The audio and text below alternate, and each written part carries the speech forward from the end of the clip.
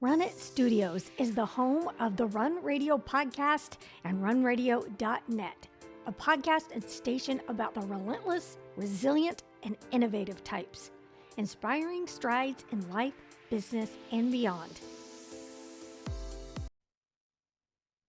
Welcome back to the Run Radio podcast. My name's Trina Wilcox, and my guest today, everything she does aligns with resilience, tenacity, taking better care of yourself. And we're going to get into that. I welcome Cara, Michele, Nether with Strength, Vitality, Wellness. Welcome. Yeah.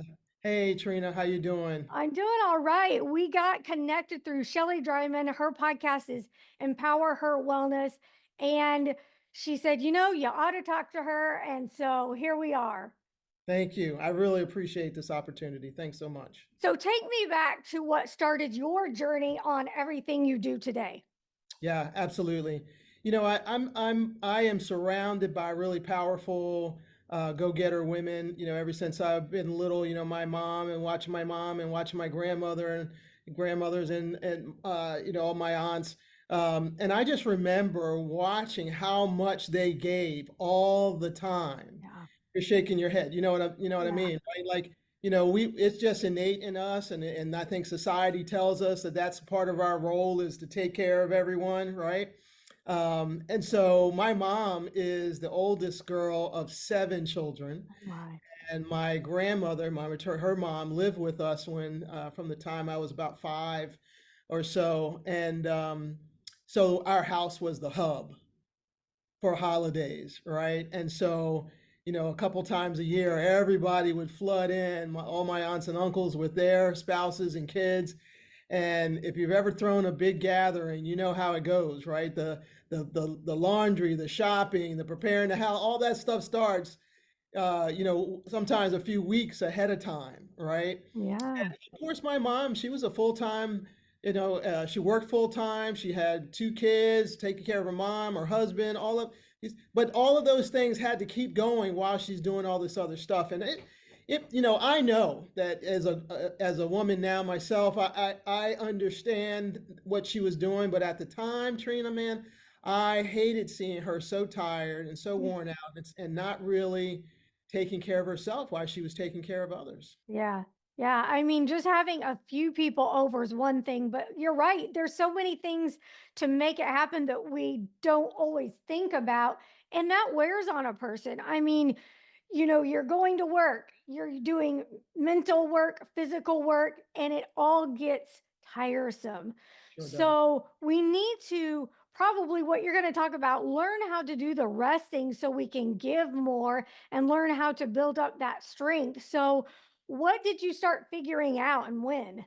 Well, for sure, the first thing is that she and all the other powerful women in my life, they were always going to do those things. Yeah. They weren't going to not share their love and caring in these ways, right? Mm-hmm. So, sometimes you'll hear health professionals telling folks, to take it easy, don't do this, don't do that, but it's hard to say to someone, don't make that extra meal for somebody who has a special diet or this, that, and the other. So, I've given up that a long time ago. I've been in taking care of women in my women's health focused practice for 20 years now, and so telling folks not to do things is not really it. What I think is missing the most.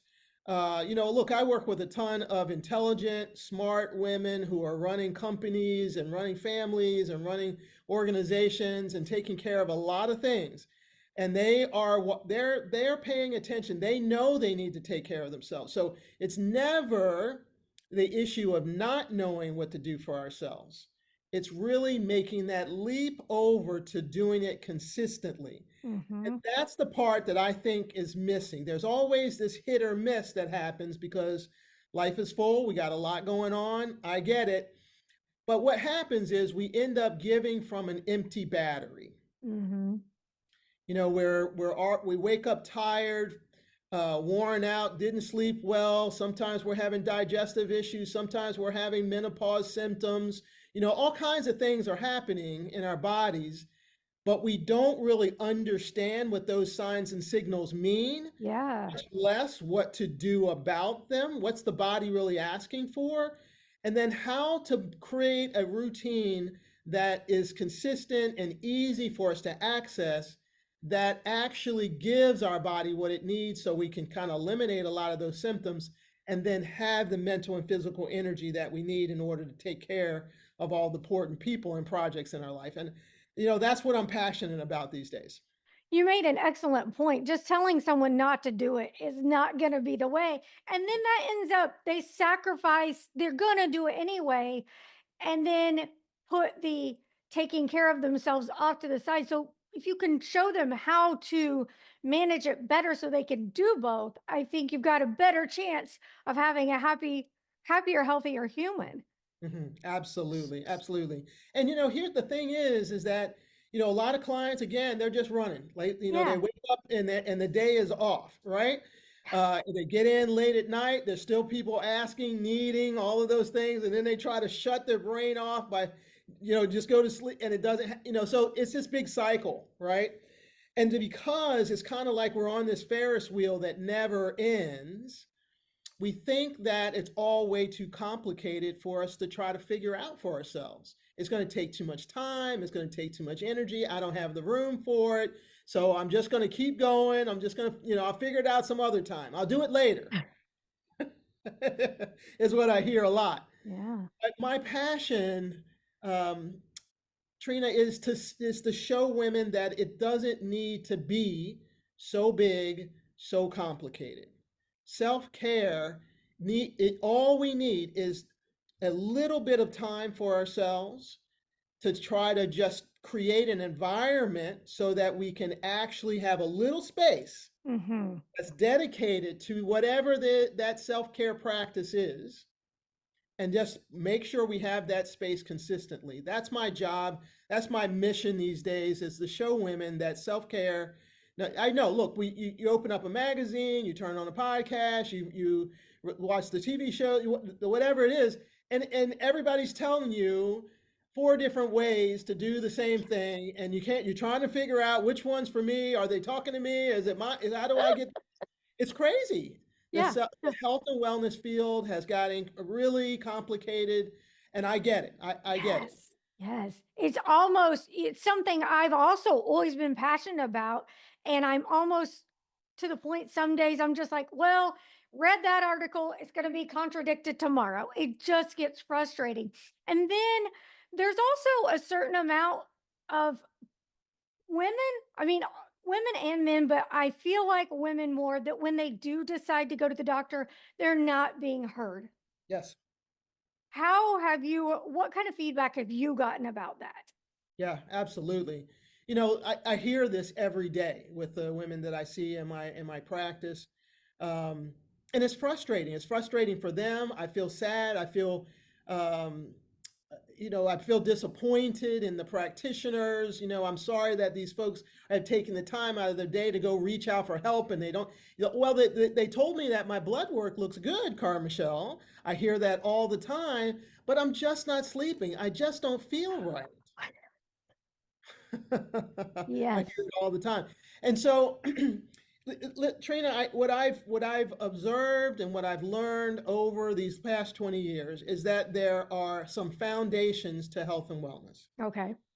meaning that there are some basic principles. Here's the thing, we all know about them already, right? Mhm. So it's not a surprise. But if we don't have some rhythm with these seven, we're going to have a lot of symptoms. We're going to have a lot of concerns, right? Okay. So basic things. If you and I had a clipboard, we did a little survey, we walked to the corner and we stopped a bunch of women. We said, tell me the things you know you need to do for yourself.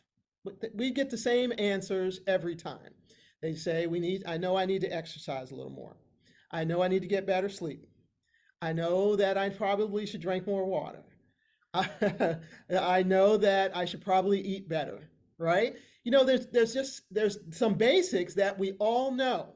And I Mhm. love that because we don't need to find the new, the unique, the exotic, right? Right. We just need to stick with the foundations. And what I've learned over the years is that most symptoms that folks are having, I'm counting somewhere around 90% of the symptoms and signs and symptoms, like your body is telling you something, and really that's what it is, right? Like sometimes people get into a conversation that their body's against them because their back still hurts or they're not sleeping Right. well. But I want to promise all the listeners that that is not true. Actually, your body is trying to do everything it can to take care of you, right?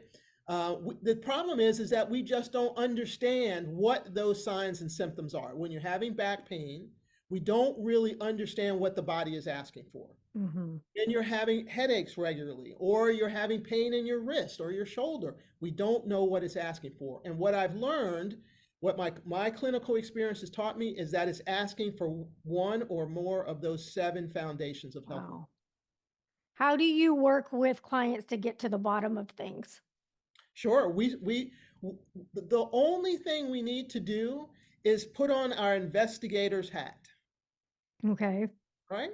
What does that mean? We have to slow down and understand what environment. You see, I think that self care is a cellular game. How What so? do I mean by that? We have 30, I think 35 trillion with a T, trillion cells in our body, and they make up all of our tissue. They make up our skin, our eyeballs, they make up our toenails, the lining of our intestines, everything, right? And there's an environment that those cells need. Without that environment, they're not going to operate at optimal levels. And because those cells come together to make our heart, those cells come together to make our brain, to make our nervous system, to make our hormonal system, right? If those cells are not getting what they need, then they're going to operate at subpar levels, which means those organs are going to operate at subpar level, which means that we're going to feel subpar, Hmm. Hmm. right? So what we want to do is understand what's the appropriate environment for those cells. And once we're able to give them what they need, they will operate at a high level and we will feel good. Do you have a checklist that you usually start with or a intake form that you usually go over with new clients? Absolutely. Yeah, I see people in person in my office as well as people online. And yes, that's the first thing we need to do. We need to understand what is our relationship with these seven, right? So we talked about exercise and stretching and water. How about your digestive system? What are you noticing there? How about your Hmm. blood sugar? Is that bouncing up and down throughout the day, right? Once we have a sense of what your relationship is with those seven foundations of health and wellness, we can often pin down what might be missing in that environment that we're trying to create for those cells, and then we can start to figure out a plan of action that can start to remedy that, fill in some of the gaps. But here's the thing, oftentimes a practitioner will kind of do an assessment and then they give you a laundry list of things to do, Yeah. right? But we've already said that the clientele that I'm working with, and most women, between the ages of 45 and 65, that our lives are busy, right? So what are you going to do with this laundry list? You're going to There's look more at on it, your right? You're going to take a peek, right? And you're like, okay, I'll get to that later. And it goes on the yeah. table Yeah. and that's it, right? So I have learned that it's really important to integrate this cellular health idea with scientifically proven habit creation practices. What are the behavior change practices that are scientifically proven to help us integrate new ideas and new practices? So if we put these two together, then we have what I call the Strength and Vitality Accelerator, right? So that allows us to slowly gain some confidence, some momentum, some practice with these foundations, and then very very quickly we're able to start to see some results from that. Well, that was my next question. About how long does it usually take once they come in? You've gone through that About how long does it take for you to kind of pin down what's causing the problem, the culprits? Well, we can get a general idea, within minutes, Awesome. Yeah, great. right? So here's an example. Let's take hydration. Mhm. A lot of times clients will come in and they'll say, I drink a lot of water, Carmichelle. And I say, great. Let's quantify that, right? And this is data is our friend. Yeah, Real data is our friend because if we're guessing, we got to know that we're not going to guess correctly, right? If you ask, everybody just stop for a second and think back, like what you have for breakfast 2 days ago, yeah, no, right? It's tough. How yeah, much was it? All of it's hard. We're just pulling numbers out of the air, right? So I really encourage folks to track their information so that they know for sure. But those first couple consultations, after the consultation, we have our initial sessions. We really try to dig in, right? So if I say, what's your typical amount of water a person's drinking, they quantified it as good. I drink a lot of water, but I want numbers. That person might say, well, I'm about 40 ounces a day. Okay, great. Are you drinking anything else? Tea, sodas, anything? No, no, pretty much just water. And they feel really happy about that, right? right, And it is good that you're drinking 40 ounces of water.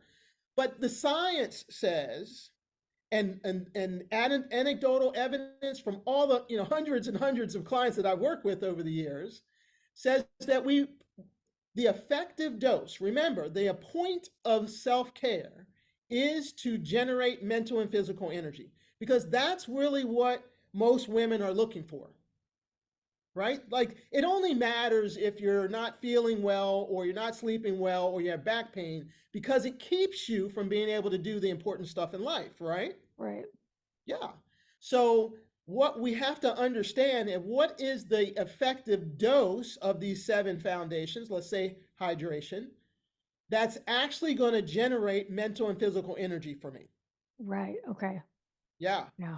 So 40 ounces for a person, let's take myself, I weigh about 175. I'm 46 years 56 years old. I'm about 5'4", I weigh about 175 or so, right? So the science says, and anecdotal evidence from working with hundreds of clients say, we want to be somewhere in the range of half your body weight in ounces or around 100 ounces a day. Oh, okay. So you can see the big gap between where this person is Right. and where this person is going to start to notice real benefits from the water, Okay. right? So by just going through this assessment, we start to identify that hydration might be part of the reason that this person is not sleeping well. People really don't understand how one hydration is going to play into the multiple symptoms that they have. If for let's take myself. If I have a couple days that I'm not sleeping well, let's say that my knees are hurting me. I'm having trouble. I'm feeling a little more brain fog. I don't feel quite as sharp mentally, right? That one of the first things I'm going to ask myself is how have I been doing with my water, Hmm. right? Because being dehydrated is a great way to increase inflammation in the body. Hmm. And if you are having a lot of systemic inflammation, you're going to have joint pain. You're going to have brain fog, right? You're not going to be able to get your nervous system to settle down at night so that you can slip into deep and REM sleep. You see? Excellent. Yeah. Yeah. So by going through this assessment and checking in with each one of the seven foundations, we can start to really zero in very quickly. But the key, the important part is now what do you do with that information? Uh-huh. I have a very busy client in front of me, right? Mm-hmm. So if I say, we need to make up, I need you to be closer to 100 ounces a day, and we need to make up that 60 ounces by next week, Right. that, that's terrible. Yeah. I say shame on me and any practitioner that pushes a client like that, right? Right. Because what's going to happen is we're going to lose out Our physical body is not going to be able to handle that kind of jump in liquid. Yeah. Kidneys are not going to be able to keep up. So we're going to be running to the bathroom. We're not going to, our stomach's not going to feel well. And we're going to be breaking up the day, an already busy day, pulling off the highway to go use the restroom, or shooting out of a busy meeting to go use the restroom, right? And even more importantly, mentally, we're going to damage our connection with this practice of being more hydrated. Because once we start to have this show, once the practice starts to show up as a problem, we don't want to do it anymore, Hmm. right? We mentally are just going to check out from it. So this is where the behavior change practices come into play. Hmm. I've read so many books and attended seminars and learned so much about behavior change. Um, there's a great book. I'm trying to think of the name of it. Small Practices, Small Habits, I think it is. Small, Hmm. Tiny Habits by B.J. Fogg. If anybody has a chance, they want to pick that up. And they always talk about small shifts at a time. Yeah. So I would prefer for this client to go to 45 or 48 ounces of water Yeah. and do that for this next coming week. And then go back and bring it up 4 more ounces or 8 ounces and stay with that number for a number of Mhm. days. A couple things happen when we approach our self-care in this manner, Trina. We have the opportunity to kind of figure out, how do we create an environment where we're drinking this amount of water regularly without a lot of pressure? You see, we have to figure out, am I going to drink out of this water bottle? Am I going to keep filling this one up? Or do I want to have 4 water bottles on my desk and I move through them that way? Hmm. Do I like cold water? Do I want room temperature water? Do I want the sparkling water? Yeah. What about when I get in the car? Do I have water in the car, or am I going to take these bottles with me? See, there's a lot of what I call mechanics Hmm. that we have to figure out. We have to create an environment that makes it easy to then drink that amount of water. Yeah. Yeah, we always skip over that part. We get the idea, I want to do something, and Yeah. we know what the outcome is that we want, but But execution. how to actually create the environment so that it's easy to do it, Yeah. is it gets missed, right? Yeah. So we want to, so if we take our time, we get to create that environment without a lot of pressure, because the person's already been drinking 40 ounces and we just bumped it up a little bit. So it's no big deal. They can do that easily, Yeah. right? Right. And yet their kidneys, their body, the cells in their body are getting accustomed to just a little bit more, right? The second thing that happens is they start to see themselves as a winner, Yeah. right? Yeah. Because they're making changes, Yeah. right? They're small changes nonetheless. So they start to see themselves as a person who can now actually do better for themselves, Hmm. right? And so that goes a long way. They actually get to check off the box that they're drinking this 45 ounces or 48 ounce, whatever it is. They get to say yes, and it wasn't a strain. That's a great, great piece of advice. I also like something you say, that a lot of times people fall into this is just the way my body is, and accept the way things are happening. And I also think there's a struggle with people if they've got a chronic condition, that's the first thing that gets blamed when something new comes up and you're bringing it to your doctor's attention, or you're trying to get some help with that. Well, it's just that. And it's not. So, what kind of advice do you have for trying to admit to yourself that it doesn't have to be okay with that, and that there are things, that you can do to bring this to light and get the help that you need? Yeah, absolutely. Thank you for the question. I want to answer that question in two parts. Okay. The first part is that I would like, I hate that I have to say this, but I believe it's the truth, and I think there's a lot of evidence to this. That our medical system is not our friend. There are a lot of great practitioners within that medical system that are on your side, Yeah. but the medical system itself is not. And we just need to know that, accept it, and when we are in it, where we're in the system, We have to understand that that the information that's coming at us is not necessarily designed to support the life that we are trying to have for ourselves, Mhm. right? Yeah. The second part of this, the way I want to answer your question is that I just know for sure that we have more authority over our self care, how we feel every day, than we want to give ourselves credit for. Okay. There are more things that we can have control over than there are things that we do not. There are some things that we don't have control over.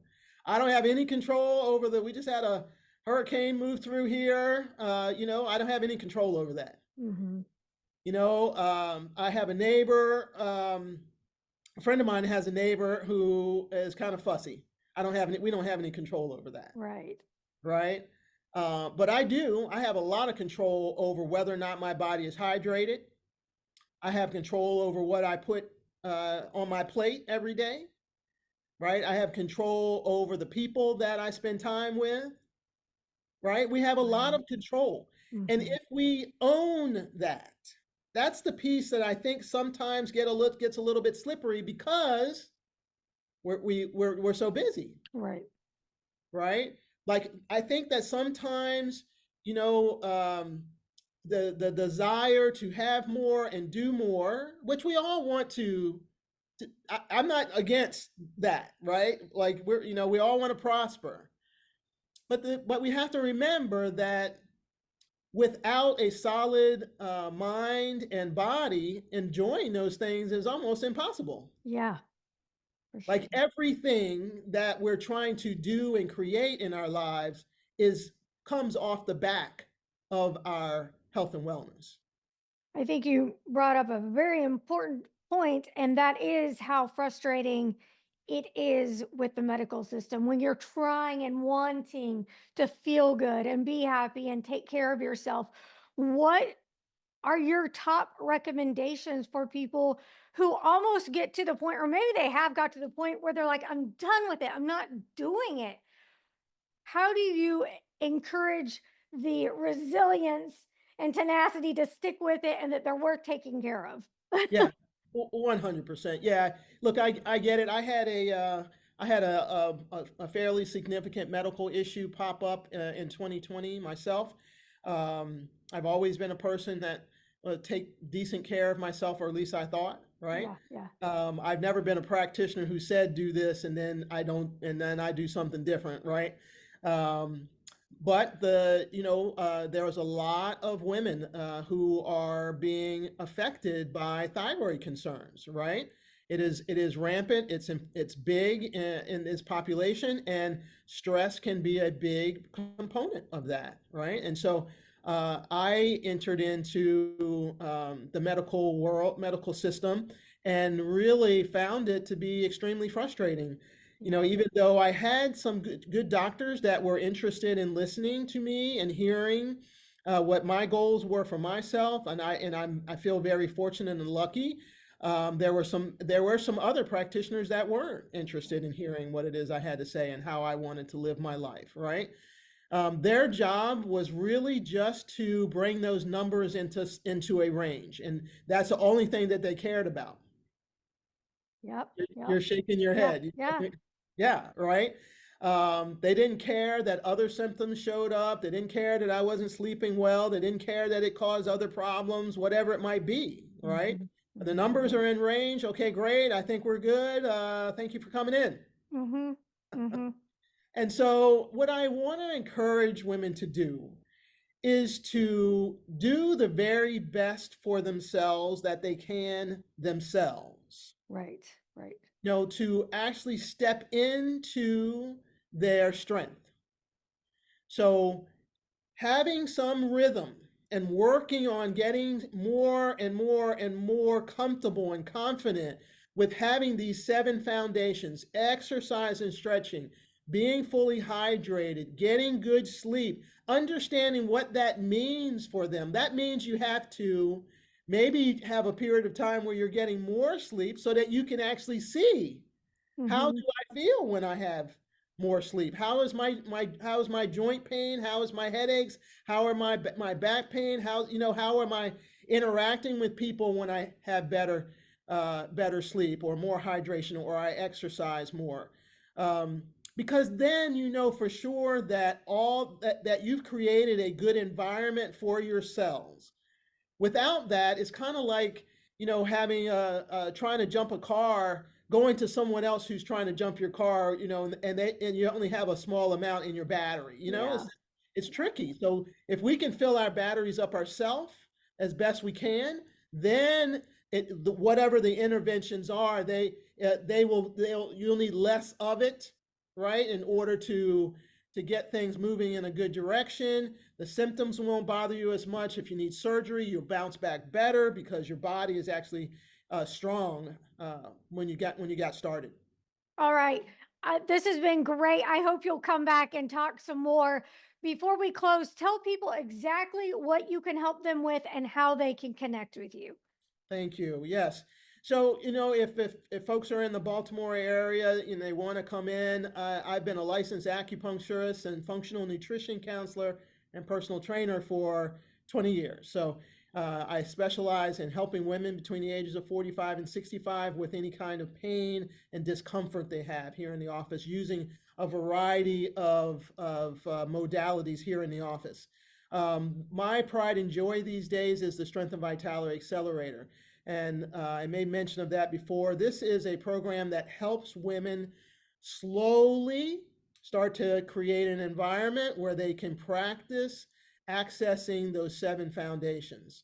An opportunity to have lots of coaching, to work with other women who are like-minded, who are really ready to make changes for themselves, and be able to slowly not interfere with all the busyness that they have going on, but slowly start to gain more confidence and struggle less with having self-care consistency in their lives. All right. And the website? The website is strengthvitalitywellness.com. Love it. Thank you so much for your time. Appreciate it. You can link over and watch on all platforms, listen to from runradio.net.